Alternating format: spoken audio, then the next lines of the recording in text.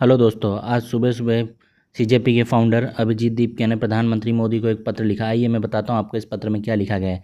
माननीय प्रधानमंत्री मोदी जी, मैं आज आपको भारी मन से यह पत्र लिख रहा हूँ ताकि आपका ध्यान एक गंभीर और बढ़ते हुए संकट की ओर आकर्षित कर सकूँ, जो हमारे देश के युवाओं, उनके जीवन और मानसिक स्वास्थ्य के लिए खतरा बनता जा रहा है। पिछले कुछ सप्ताह में हमने दुखद रूप से 18 युवा छात्रों को आत्महत्या के कारण खो दिया। सबसे चिंताजनक बात यह है कि इनमें 5 छात्रों ने केवल 48 घंटे के अंदर अपनी जान गंवाई।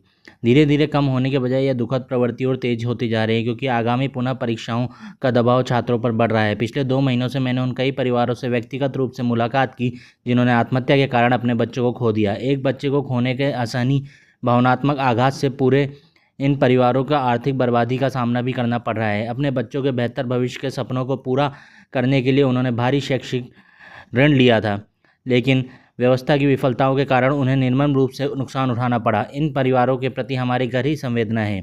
वे केवल अपना पूरा जीवन भर की बचत ही नहीं खो चुके हैं, बल्कि अपने बेटे या बेटी को भी खो चुके हैं।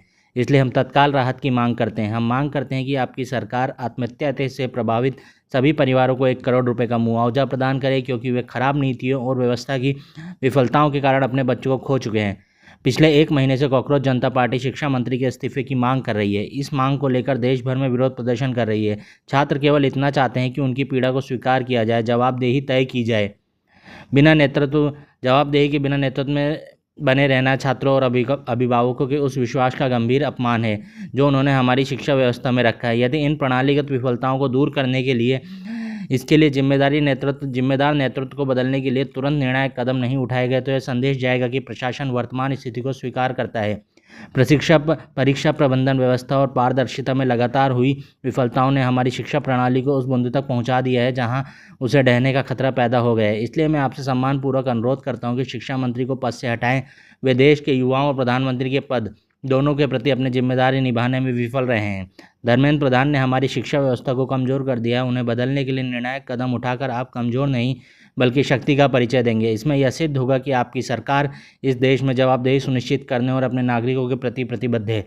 अन्यथा लाखों निराश नागरिक उपेक्षित और परित्यक्त महसूस करेंगे। हम आपसे तत्काल हस्तक्षेप करने, छात्रों के मानसिक स्वास्थ्य और सुरक्षा को प्राथमिकता देने तथा ऐसे संरचनात्मक सुधार लागू करने का आग्रह करते हैं जिसमें शैक्षणिक निराशा के कारण किसी और युवा का जीवन समाप्त न हो।